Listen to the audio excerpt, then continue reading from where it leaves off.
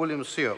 Thank you, Mr. Chairman. I want to thank the Minister for her earlier comments and hope that she recognises that without the benefit of a select committee process that we are bound to be asking her questions, given the fact that we also do not have the benefit of legal advice or the officials' advice.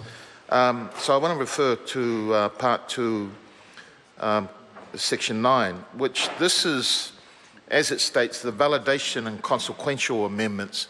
So all of us, or most of us in this House, hate having to pass legislation that revalidates something, and particularly retrospective legislation.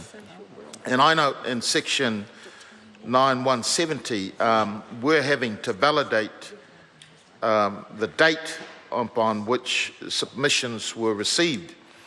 And rightly, some of my colleagues have asked, well, how many submissions were received that were deemed illegal that we're now having to validate so that they can be received?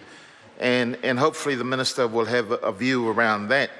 But the other thing, sir, is I think, and this goes to the crux of the credibility of the government, when did they first learn about the need for validation legislation?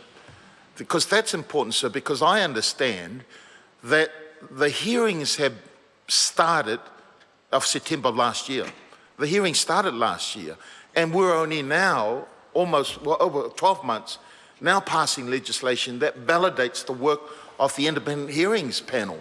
So I think it is important that the Minister is able to tell the House, when did they first learn? Because if they had learnt at the beginning of the year, why is it that we're only now passing this legislation?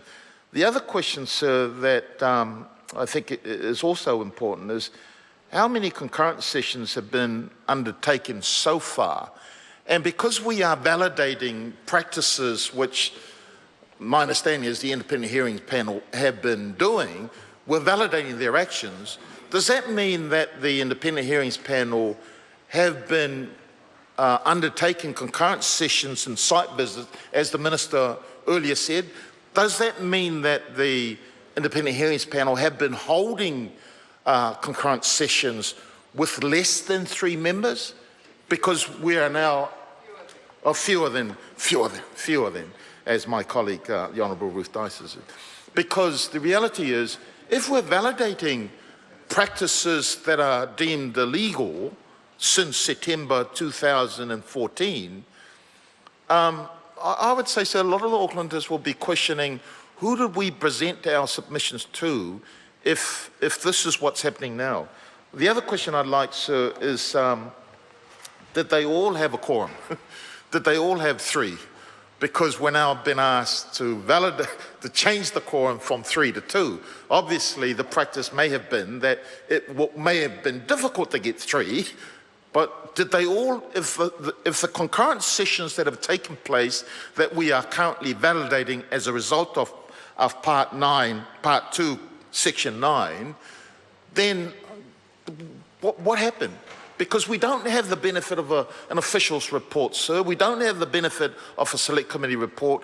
And I think the Minister in the chair, it's incumbent on her to tell the House so that we can at least have some clarity that we're passing this in the spirit of doing the right thing for the sake of Aucklanders. But I suspect, sir, is there anything else that has taken place that we cannot see as a result, because the practice has been, sir, here's what we've often seen. In addition to fixing the mistakes that the government has made in the original bill, we've also been asked to accept that we need to speed things up. Absolutely agree. But I don't believe, sir, that Aucklanders would want to sacrifice the quality of advice that the independent panel provide to us if because of the government's intent to rush through things. Because I suspect, sir, if we're unable to meet the statutory time frame that the legislation provides, surely it would be for the benefit of the Auckland region that we take our time and get it right anyway. But I'm all I'm hearing from the government so far, based on the information, the little information that's been provided to us, sir, is they are so intent on speeding things through that I fear that we will be back here again. And sir, Mr. Speaker,